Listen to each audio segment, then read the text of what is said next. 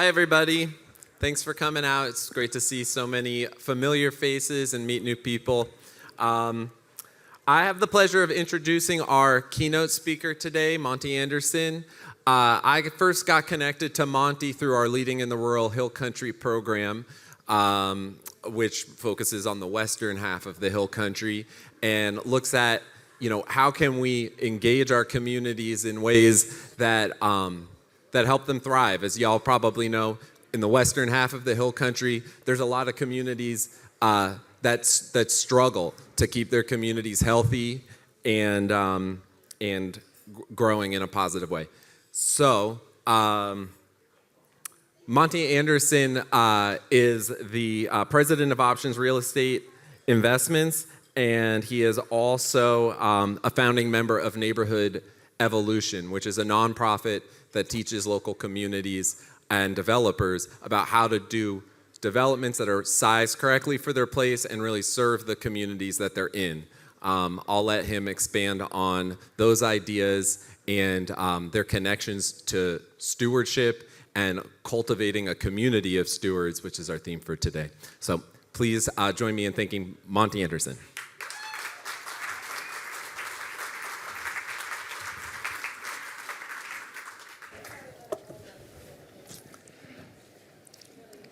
Howdy. Good to see y'all down here in the Hill Country. I'm Monte Anderson, and I'm a town maker, and part of what I do is real estate development. In fact, the company that I founded back in 1991, we're like an old-fashioned real estate developer. We do our own financing, we do our own property management, we do our own construction, we do our own leasing, we sell our properties, we kind of do it all.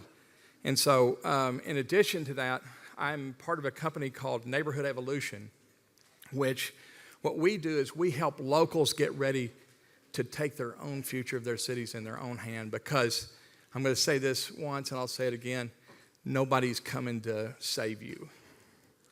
So what we do, we're doers at Neighborhood Evolution. We're actually doers who teach and coach. And so the one common denominator that we have in what we do is that the four of us that are part of Neighborhood Evolution, we love our communities. And we like to say that the project, Okay. We like to say that the project is the neighborhood. It's not just the real estate.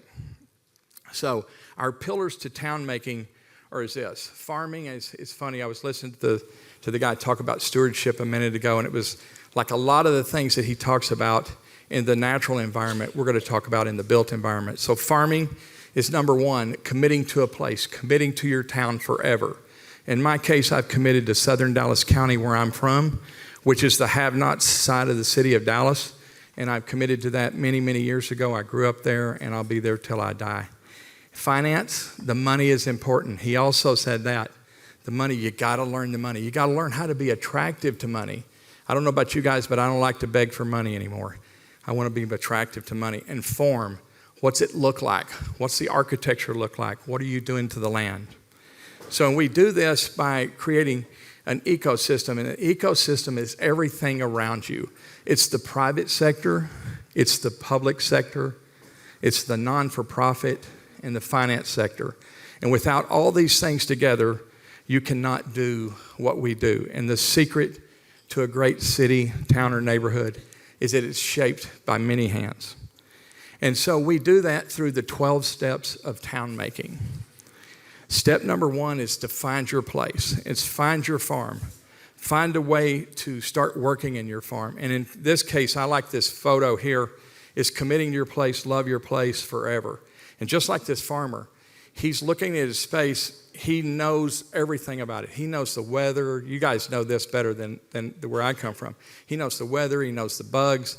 He knows all the different things that happen. And therefore, it would be foolish for him to go down the road and work on another farm like during harvest season. So, and this is my farm, southern Dallas County. And so in that area, this is the area I grew up, and it's got a map. It's one of the first things you do is I draw an area around my farm, and I put it up on the wall, and that's the beginning, and that's all you got to do to start to be a town maker. Now, these are some of the projects that I've done. I've taken everything from the Texas Theater where Oswald was captured after he allegedly shot President Kennedy. And so hotels, mixed-use buildings, old manufacturing plants, tiny homes, and many other things. Step number 2 is getting to know your neighbors. I also heard that earlier. That was interesting. Meet people, make friends. When you don't need them, shop local. It'll come back to help you. You want to, your spaces are going to be occupied, and all the people that you need to energize and support your neighborhoods are people that are already around you, generally speaking. And so you want to go to community gatherings, and you want to engage in nonprofits. You want to make spaces and places that people love.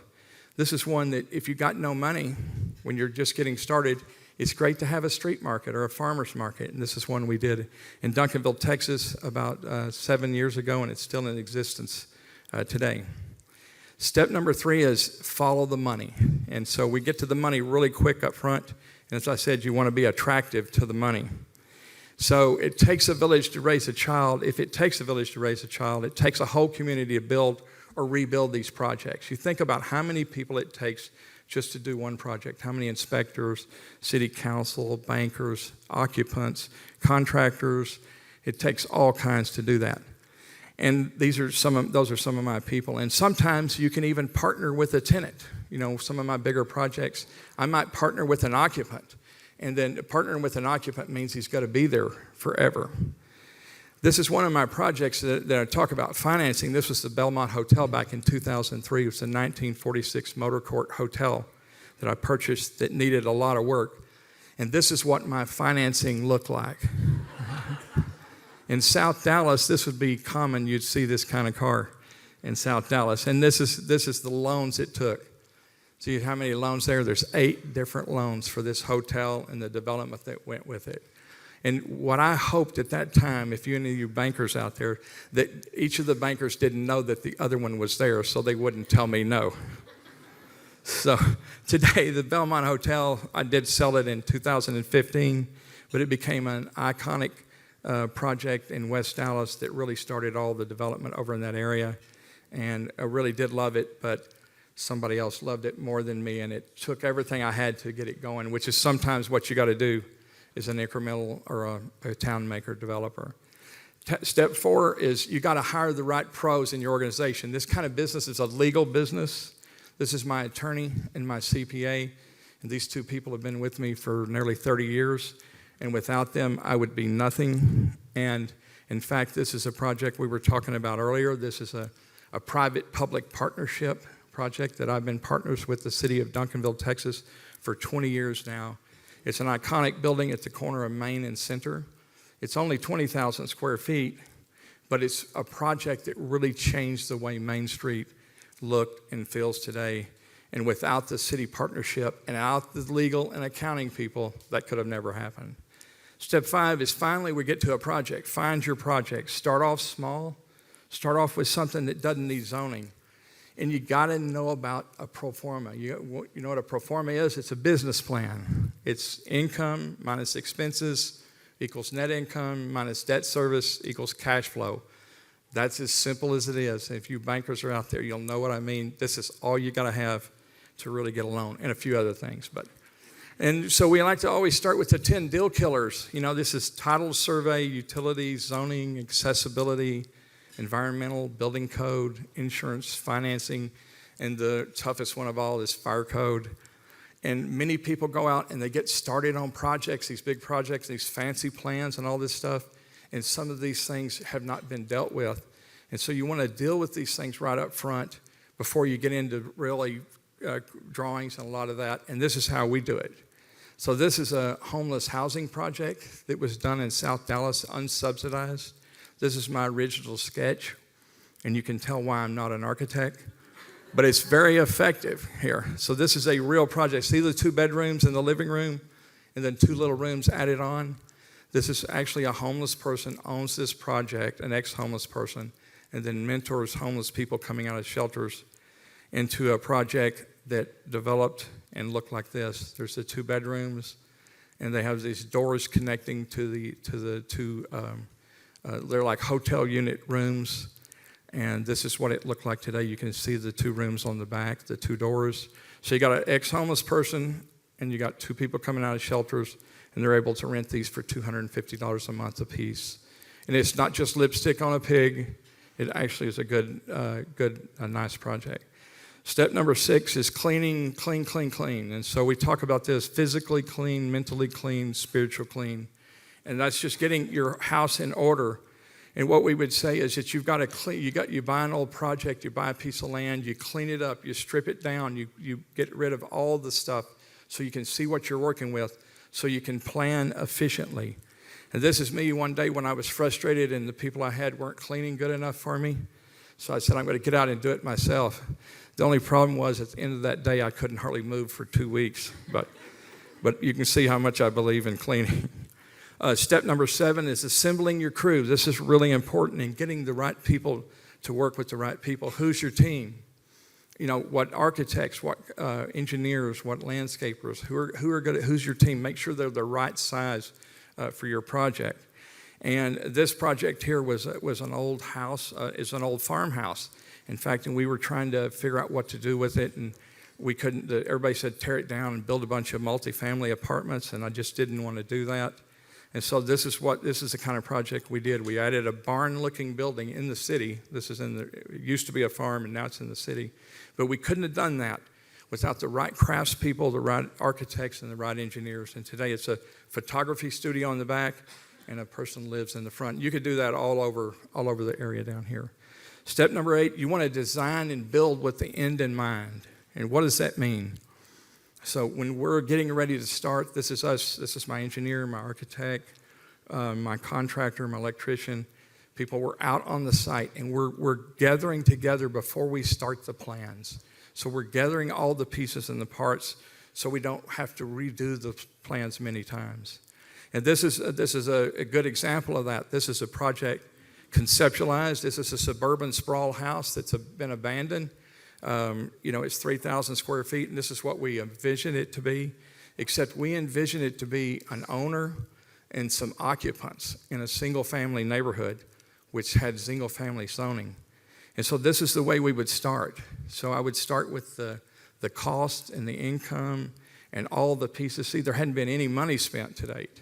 So this is done without an architect. This is just done as with the incremental developer. And this was the plan. To take these units, you see them, there's units number 1, 2, 3, and 4. See, I don't believe people can live together very good. So we created separate entries into each of the sections of this house from the outside. Each suite has its own restroom and its own little mini bar kitchen.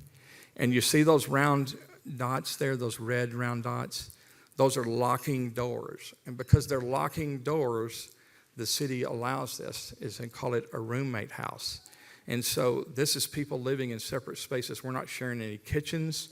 We're not sharing anything. And this is really important today because we built a lot of these kinds of houses out there. And the families that we had in 1970s are not the families that we have in 2030. So in 1970, it was mom and dad and 2.3 kids. That's 80% of the homeowners. By the year 2030, it's only going to be 20%. And this is what it looks like. You see the cabinet to the right? You open up that cabinet, and there's the magic door that connects each suite that makes it legal by city code. So this is the roommate house at completion. And so it makes a suburban house that usually had 1 person living in it. Now it's got 5 people living in it. So step number 9, choose your construction path. You got to pick a construction pathway to do this work. You got to either hire a general contractor or hire a construction manager. You got to self-perform, hiring your own contractors. Or you got to perform with the assistance of a professional team, which is what I do. And this is what we do. If you're going to hire a general contractor, you need to know what you're getting. And even if you hire a general contractor, you're going to have to manage that general contractor. And that's why I chose to do my own construction and use professionals to help me. And this is one of our really iconic, another one of our iconic projects. It's called Tyler Station, and it's in Oak Cliff. And I met some people that have been here up in Oak Cliff in the Dallas territory. This is where wax paper was invented, and it's right next to a rail station. And you can see what it looked like before we started. And we took a 110,000 square foot building and divided it up into little bitty pieces. And today there's 70 different entrepreneurs, artists, woodworkers, metalworkers, a brewery, and co-working space and all kinds. It's very dynamic and very successful and financially, and this is the crew that built it, me and these guys. So me, the developer, no general contractor, architect looking over my shoulder, and a crew of misfits, I would say. So step number 10 is activating the space. You got to have people to occupy a space. I always say an ugly building is a building with no tenants. You can have a beautiful building and it has no one in it. It doesn't look very good. And so I always keep a tenant in my hip pocket. This young man was a barber, and his mom was an immigrant, and he was a very wise young man, way beyond his years. And so I helped him get started and to take an old building that we purchased for $13,000, and we cut it up into 2 retail spaces in the front. So then we put 2 flats in the back. See, not always do you have to have residential above, and the fire marshal loved this a lot better. And today, this young man, now 30-something, 32-year-old Hispanic young man, he owns his own property. And that's one of the things that we always try to do is get people to own their own properties and building that local wealth. And what I call that is, instead of gentrification, gentrification is something we're facing all over. I call this gentrification.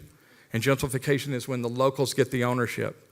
It's when people like the butcher, the baker, and the candlestick maker, the restaurant building their brand, they own their own properties. Step number 11 is succeeding through good management. And good management starts with 2 things, a bookkeeper and a maintenance man, or woman, maintenance woman, because we have women that are running all my stuff anymore. But this is a project, a good example of it, an old shopping center. And this is an unbelievable project, and I'm still can't believe that it worked, but we did it. And this was an old grocery store. You've seen them everywhere, and the only person that wanted to come into this grocery store was a 99-cent store. And so I talked to the mayor, and the mayor said, please don't put a 99-cent store in this shopping center. And I said, well, what do you want me to do? She goes, do anything you want, just don't do that. And so I said, well, will you let me put trailers in the parking lot? Yep. Will you let me do away with the parking code? Yep. Will you let me sell alcohol? Yep. Will you let me do tattoos? Yep. We'll let you do anything. So just don't put a dollar store in.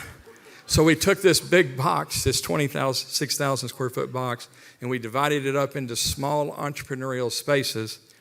And then we began to fill them up and coaching these entrepreneur incubators. And then here's some of the people that showed up: Thai food, cupcakes, roofers, barbecue people. And we created 7 of the spaces. We created these tiny little kitchens, 400 square foot kitchens.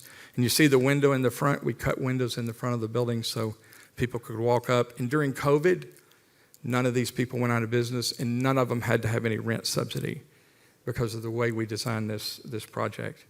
And there's my youngest entrepreneur. He was 12 years old, and he ran a snow cone stand.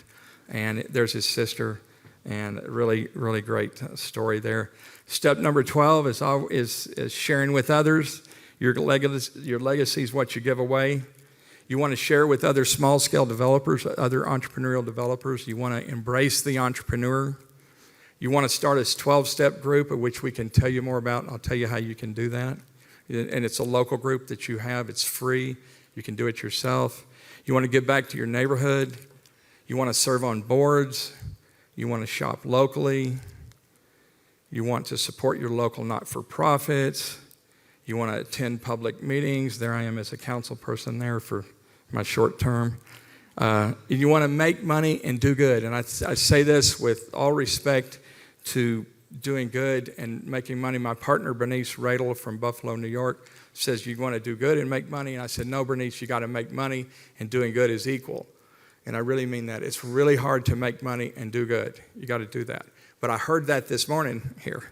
I heard that. And so this is really important. It makes our job tougher. And then you got to have a champion in every community. And this one here is a champion that's on your board here today. Judge Casburn. So I met her in Sabinal a year ago at this event, and they began to practice these 12 steps. She's a true champion, and another one we're going to bring up in just a minute. And when I looked at Sabinal, Texas, they looked at it as they didn't have anything good. And when I looked at Sabinal, what I saw was a perfect grid. Do you see the perfect grid here? This could be New York City. I mean, this could be Chicago. It could be any of our great cities that started, and I saw a lot of infill opportunity. I saw a lot of infrastructure that was already there, okay, that you could build upon. And by the way, if we build dense up and close to the city, what do? We conserve the land around us. We don't build sprawl. And you can build wealthy homes, you can build lower income homes, you can build middle homes, you can build loft apartments over buildings like this. You can restore old theaters into dance studios. There was just so many things. In fact, we concentrated on those buildings right there. See the two buildings with the yellow on the roof. And we did this in about an hour. We looked at that building and we did this. We chopped those buildings up into small spaces. We figured out how much money we could get for each of those spaces. And then we ran that pro forma, that business plan over here. And you see, within an hour, we did this work. And this is the kind of thing that we can teach you how to do. So in wrapping this up, before we I'm going to bring up Judge Casburn and Dr. Lex over here in just a minute. The only thing you take with you, okay, especially you baby boomers out there getting closer to graduation, is what you give away, okay? So you want to get involved locally and volunteer, just like he was talking about earlier. Don't be afraid to share your knowledge. Aim for win-win-win scenarios with contractors, properties, tenants, webinars. Be kind, and as my friend from Buffalo says, give hugs and repeat. And with that, we have a book out right now, The 12 Steps to Town Making. We just published it. I'm sorry I don't have them here with me today, but you can order this book through Neighborhood Evolution. It's a really simple workbook, and anybody can do this work if you follow these steps. And most people miss it because they skip the simple steps. You can't skip steps and make this work. Thank you very much, and we're now going to bring up the judge.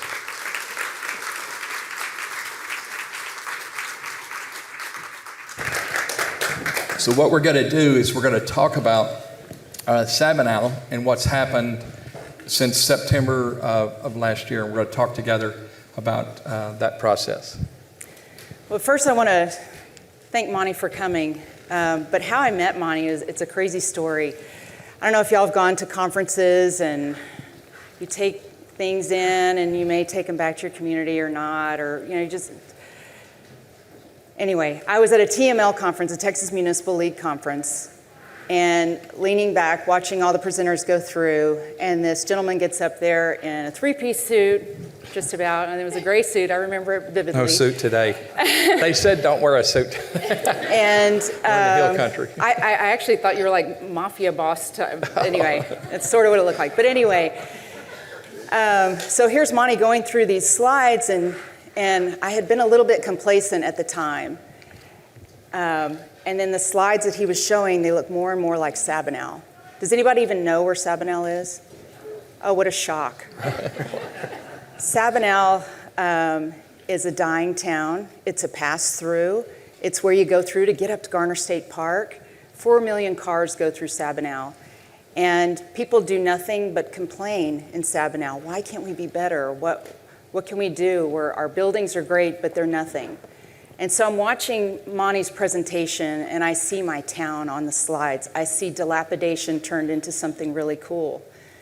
And so I printed his slide deck that was this thick of all of his before and afters. This is like a little speck of his before and afters. And printed that, stuck it in a file for safekeeping because it wasn't really applicable. I was a brand new judge. This was 7 years ago. And I tucked it away and thought, God, please let this happen in my town somehow. How can we do this? And so fast forward to being a member of Leading in the Rural Hill Country Steering Committee. What that program does, we go around to the communities of the members of the steering committee, and we started these rural roundups to showcase all of the great things that are done in these rural communities so they can be copied in other communities, so we're not reinventing the wheel across the hill country, because we're trying to be a region and be effective and helpful to each other. So in Junction, they have this amazing library and after-school program, and we did this beautiful presentation and invited the entire Hill Country to come and see how Junction is doing with their library and after-school programs, and it was stellar. And then we go over to Bandera. Bandera is the cowboy capital of the world. Everybody knows where Bandera is. Yay! And our mayor is here as well. The Bandera mayor is here as well today. And so there we learned town identity. How do you create an identity for your town? How do you brand your town? And it was fantastic. And so they said, okay, Judge, what's in Sabinal? What are we going to showcase in Sabinal? And I said, nothing. We're bad at everything. We're falling apart. I need a workshop. And so I said, you know, what I'd like to bring to Sabinal is what we need. So we did a workshop, and I did a cold call. I thought, oh my gosh, remember that slide deck that I printed out a long time ago? And I pulled it out, and his name was on there, and his number was on there, and I cold called Monte's office, and I said, this is a shot in the dark, but this is my town, and you have the answers that we need, and I am begging you for some input. If you could come down and show us how to do this magic that you've done in the areas that you've done it in there in Duncanville. And so he so graciously, after very little begging, but so graciously accepted. He said, you know, I have a speaking fee. And I said, well, I think we could probably pull together maybe $500 and some lodging, and I'll feed you. And so he came and was our keynote. I built the entire program around his keynote speech on how to turn trash into treasure. And the difference in this rural roundup, it wasn't going to a conference, taking an education and just dropping it there. You know, things go in one ear and out the other. We ended this conference not only with a toolbox of resources from our community that could be plugged into every one of those steps that he went through, but also we activated. At the end of that, I said, if you all want to be part of this and we want to do this town-making thing, we're going to meet on October 6th at 6:30 at City Hall. If you want to be part, come join us. And the room was full. So that's how we met and how we got started in Sabinal. Yeah, and that was great. One of the things that when we did these 12 steps and the work and the guide to have these meetings yourself at home, is like we have this conference here today, right? You get excited, people, and then tomorrow everybody goes home. And it's like, well, what do we do? Wait a minute, you gave us hope and then you took it, you know. So these 12-step meetings that they did were what you leave behind where it can continue to go. So you're continuing to work on this. You don't just, this is the beginning, not the end. Mm-hmm. Right, exactly. And so then insert Dr. Brown. Dr. Brown is a physician, former Air Force physician. Yeah, so along with her story, let me tell you my story. I retired from the Air Force in 2011, and I moved to Sabinal. I bought a 100-acre ranch. I was a pilot in the Air Force, and it had a runway on it. And so I said, I like this. I come to Sabinal, didn't know where Sabinal was, didn't know anybody there. And so I came and settled in there in 2012. And then there's a verse in the Bible, actually, that says, and work for the peace and prosperity of the city where I sent you into exile. My wife and I felt like we had gone into exile. But then step number one is find your farm. Mm-hmm. Sabinal was my farm. Mm-hmm. I'm a physician, I'm a family practice doc. And then 4 years ago, I completed a 2-year fellowship in integrative medicine. It changed my whole perspective on what medicine is all about. I realized that our medical system in our country is broken. And so one of the big things that I'm all about are the social determinants of health. 70 to 80% of our health is determined socially. Maybe 20% at the utmost is our medical system contributing to health. And so I started to look at the social determinants of health, and when I heard about Townmaker and actually focusing on our community, I went, wow, this is something that I need to get involved in. And so I made the very first meeting on step number one, And then step number 2 was get to know your neighbors. And I began to meet people. I met business owners. I met the judge. I met ranchers. I met other people in the town and began to get to know them. And one of the other things I found out was we have a 30% poverty in our town. And when I started to look at that, I'm going, oh my, what can I do to equitably put something into my community to make it a community again? And so that's how I entered into the picture. And there you have it, the champions, that every community has to have these kind of champions that these two are, and also a champions from city council. You know, if you don't have a mayor or city manager or city administrator and people like this both joining together, it's just impossible to do this work, for any one person to do this work without it was so great to hear Dr. Lex, I call him Dr. Lex but Dr. Brown, to talk about this, because I'd been studying the blue zones of the world. Anybody know what the blue zones are? You know, where people are living to be 120 years old, and what's their characteristics and how they live. And there's no old folks' homes. There's no mini warehouses. You know, they're eating off the land, you know, and they're social. The elderly are with the young, you know, and our places are built where we interact and we socialize. You know, we have all of those things that have already been talked about today.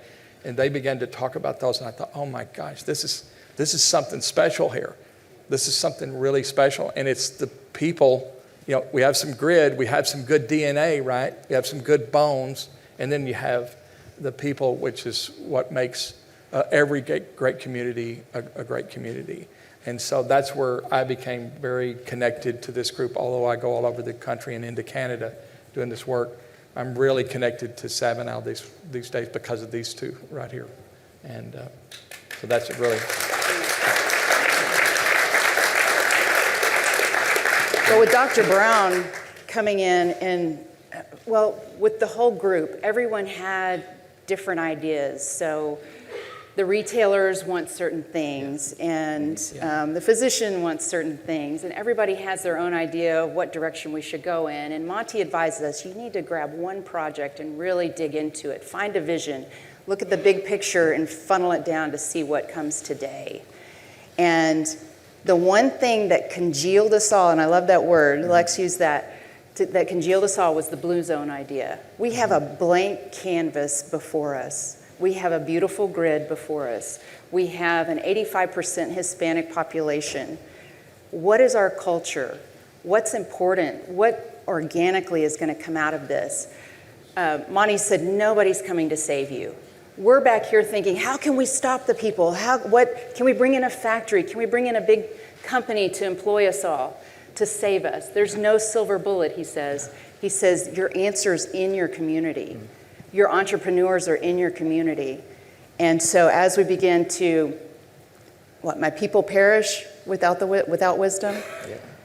Without the vision, without the vision, my people will perish. Yeah. And so with that, Lex began doing some scientific research on blue zones and how we can become one and what that entails. Yeah, and so, well, as a matter of fact, just the other day I pulled a new report from the National Academy of Sciences that's launching Lifelong Health is the title of it.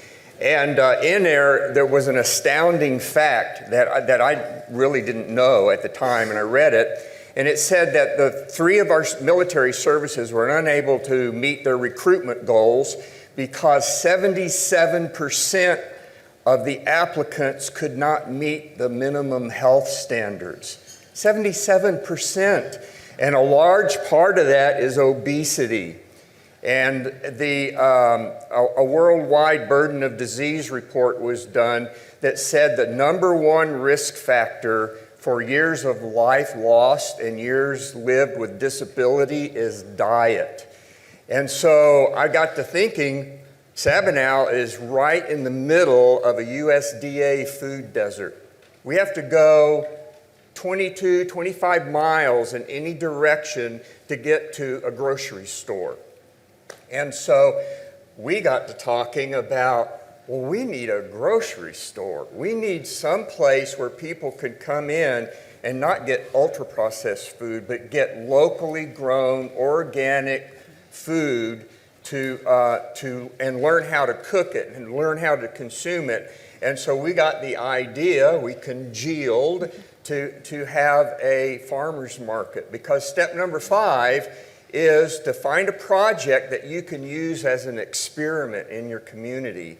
And so all of our group that had been meeting, there were some that said, well, we can start a farmer's market. And we started a monthly farmer's market that met on the last Saturday of every month. In fact, this Saturday is the last one for this year, to provide that kind of produce and other goods for the local community. But our real vision is... The mercado. Yeah, Judge, she calls it a mercado. Monte calls it a bodega, and I call it bodacious, because to have a grocery that is local, it's not a chain, it's something that is going to have locally produced stuff that's really good for the community, but it also becomes an epicenter for community to come and integrate themselves. And I see it as a great way to start chipping away at that poverty divide and to raise people out of poverty. So lots of good ideas are going on. There are, absolutely. And there's a lot of undeveloped land. I think someone touched on it in their talk earlier. The city is a great resource. There's so much city property going down to the river. There's a big cliff that goes down to the river over to our brush pit and our sewer plant and all that kind of stuff, but minus the sewer plant. If that were just cleaned, that costs almost nothing. Yeah. So to trails, that's been discussed. We've got to integrate our environment, not only in the built environment, but the natural environment. And taking the field trip over to the Nest School was amazing. And if we can get outside of our communities, see what works in other communities, and apply them in our own, especially in ones that are flailing. I know most of the hill country is like, no, we don't want anybody to move here. We don't want any industry. Well, places like Sabinal, we do, but we want to do it right. We want to do it in a good social determinant vision. So, wrapping up, Monte? Yeah, do you think it's interesting? What we're talking about is the market on the street becomes the bodega, the whatever, the next So you want a restaurant, you want a market. So you can't get them either one, but you can get maybe somebody that serves one thing at lunch every day and then has a few things packaged and a few vegetables to go. So it's that next step up. Sometimes it might just be a snow cone stand. Some places, in fact, Sabinal didn't have a snow cone. Yeah. It had a snow cone booth, but nobody was in it. So... And plus, it was in the wrong place. It was down the road off the main drag. So we could started with a trailer selling snow cones up on the front. But quite often in most cities that I travel to, that people are not willing to just be incremental and to grow. I mean, it's just like a plant, right? I mean, this is like growing anything out there we grow. Grow a cow, grow a plant, grow it. I mean, you got to first start with a seed, or you got to start with, and then you nurture it and you grow it. And those things will grow and they'll be more natural. Quite often with cities, I think they incentivize you, they want a silver bullet project. If we just had a convention center, if we just had a big restaurant, if we just had, this, and they put this big thing in town, if we just had a mixed use development, 4 stories of apartment, and they're odd upon the earth. Don't they look odd upon the earth? Y'all seen it, especially down here in central Texas. They're odd. In cities that grow good, they kind of grow 1 story and then 2, and maybe they never grow 3. Maybe, I'm trying to convince my city right now to never grow past 2. Forget it, 2's enough, 1 and 2. So you want to let this stuff, you want to nurture it and let it grow, and and that's I think that's what we want to do, and that's what we're attempting to look to do. And you got all these lots too, right, in all these cities. So you got lots of land. We need to build upon our land that we already got. No, we don't. Quit adding infrastructure, I think. And right. So use the infrastructure you got. 1.5 square miles, if I remember right. Right. Yeah. But infilling Yeah. You were just talking about infilling. We need to fill what we already have so that we don't go sprawling into places we shouldn't be with our towns. So how do you think, in closing today, what do you guys think, what is the future? What do you think the future of Sabinal is? I think we can attract young people again? What do you think? Absolutely. We have one cool, exciting project that just came out in the Sunday paper this week that we're starting actually with our history. Not only do we have the farmers market, we have a Friday market, and we're doing those big things that we can all put our minds to, but this is a really, really big thing. Our original stagecoach stop, Hammer Station, is by resolution, Town Makers has been given the opportunity to relocate this crumbling stagecoach station into our park so that our history can now be known to everybody that comes through and to our kiddos. So think about this before you leave today. I challenge you all to become town makers. And we say makers, not builders, not develop. Builders sounds like we're full of ourselves. Makers are like little, right? We're making, sewing makers. We're little. But I challenge you this. What are your grandchildren's grandchildren going to say about you? What are they going to say about you? And with that, thank you for having me here today.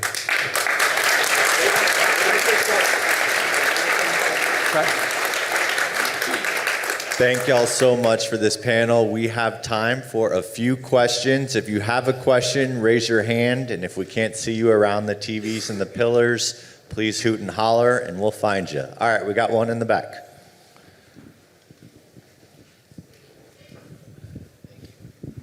Make money, do good. Yeah. Capitalism as a tool for social impact and stewardship and community development. Why is that such a rare chromosome of the DNA of developers all over the country? Why is that so rare? The speaker before said it, lack of humility, really greed, living, to me, I want to live, if I'm thinking about my trajectory in life and eternal life, I want to live past, this is this long. Life is here, but we don't see that. And in the very beginning days, I wanted to be in the top of a 50-story building with my helicopter on the roof, but God didn't see it that way for me. He stuck me in South Dallas. But thank goodness he did. Thank goodness he did, because I would have been that too. It's a natural condition. I think it's a part of the fallen world we live in. I mean, it's a part of what we've got to overcome. See, this movement, and you're doing this already. And I got connected to them, and I got connected to you, because I see you people here in this room doing that. And that's something that is spreading, and we can spread that word. And I think, developers and money clouds us so bad sometimes, pure capitalism without control, or I call it conscious capitalism, right? It's conscious capitalism, but socialism doesn't work either, but conscious capitalism is what that is. And I think I blame the business community. I blame the business community in my city. My city mayor was saying, what's the problem here? I said, I blame us. I blame us. The business community has not taken the lead as it should have to do the right things. I mean, we have not done that. And I think that's something we have to do. And I think we're going to be happier and have more joy in our lives when we do that. Because if you drive down the road and you say, look at what I did to my granddaughters.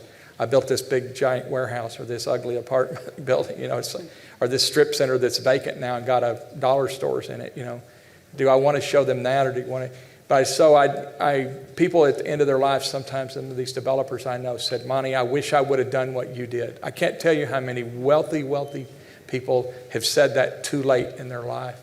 And I don't know why. Why do humans sin? I mean, why do humans do bad, hurt each other? I mean, I don't know. It's the same question. Somebody else probably have to answer that better than me. I want to tag on to that. This is a corollary, I think, to what Monte just said. At our very first meeting of Town Maker, I met an older gentleman by the name of Jerry Schutte. He was an old rancher guy. He's retired from ranching. He'd moved into town. And he came up to me after the meeting and he said, "Lex, I built a porch on the front of my house, and I would like to have you come over and we just sit and talk a spell."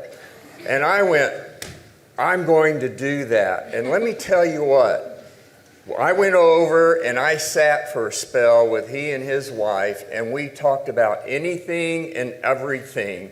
And it really brought healing, peace, grace, joy into my heart, and to get to know my neighbor. And we are wounded in relationship, but we are only healed in relationship. Yeah. And so we have got to make the most of it, or we're in trouble. Yeah.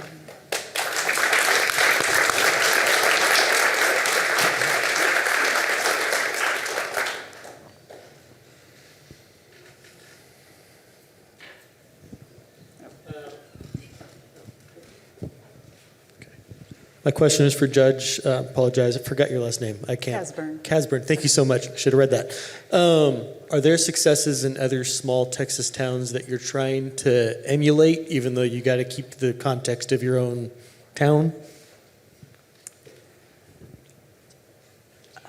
We have much to do in Sabinal. I'll first say that I just swore in the youngest mayor in Texas. Our mayor is 24 years old. Oh. Mm-hmm. And that's the difference. There's a paradigm shift going on right now in Sabinal.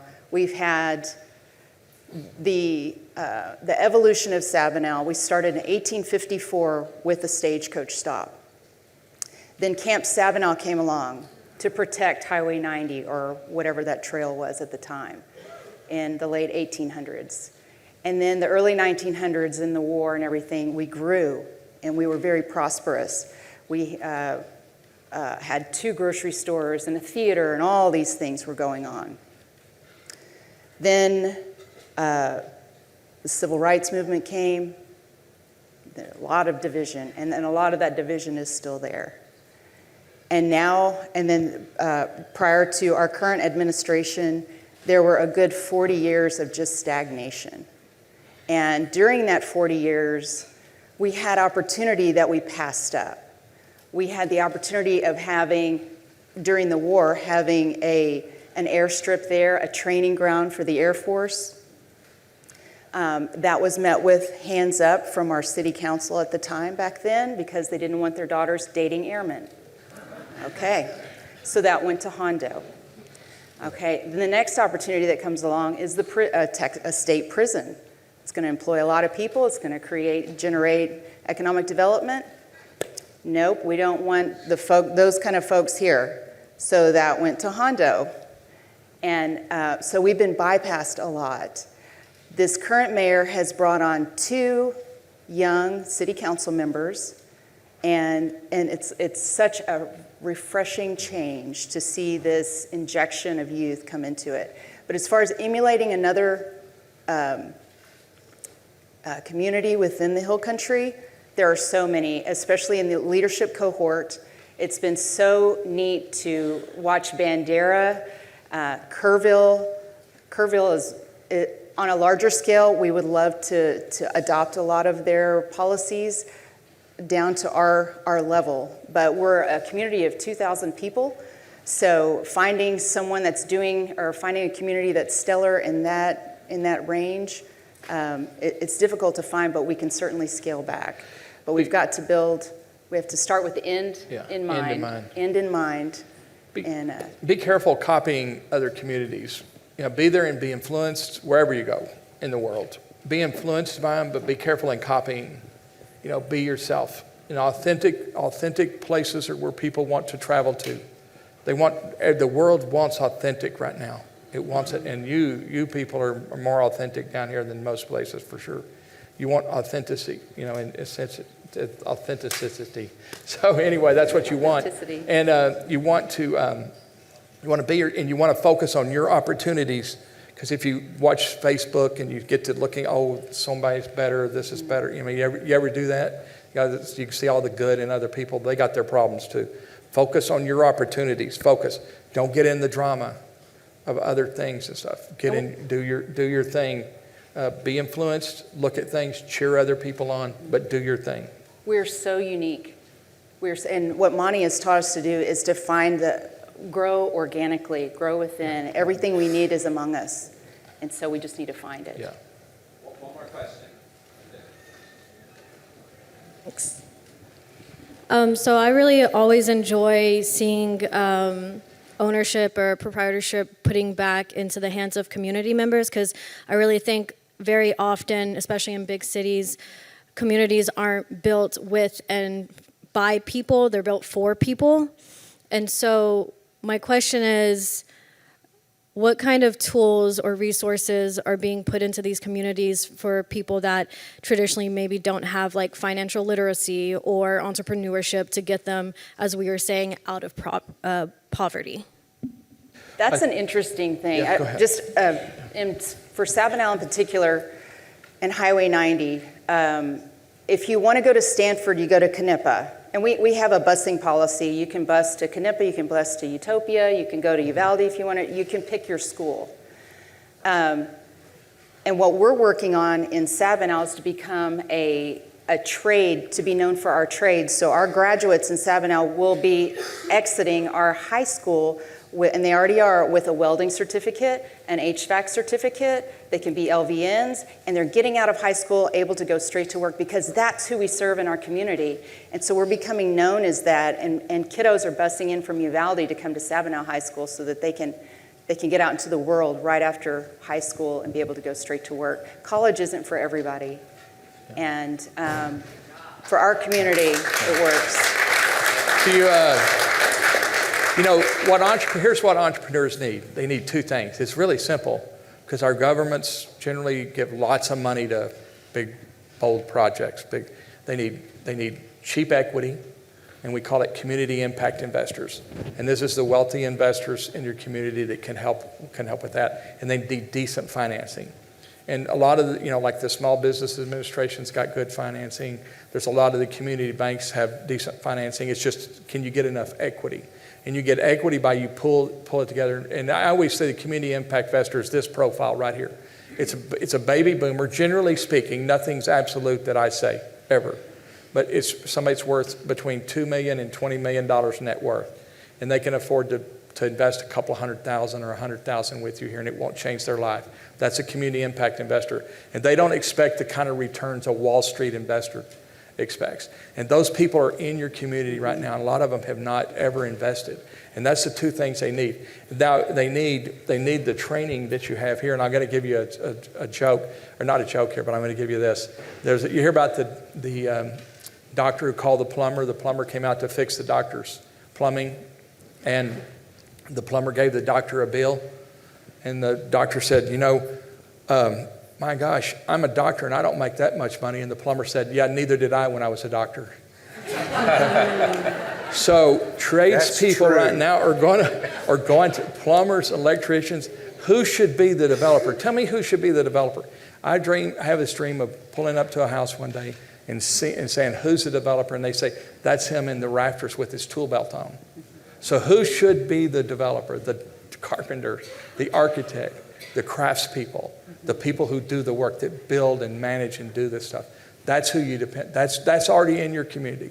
We just need to give them a little guidance, and hopefully through the 12 steps that you can get that, and you can do that in your community. In fact, you don't have to pay me or anything. You can use the 12 steps in your community for free. You can have it. I'll help you, and you can do that any time you want to. So, would you all join me in thanking this panel once more? Thank you. Great job. Thank you.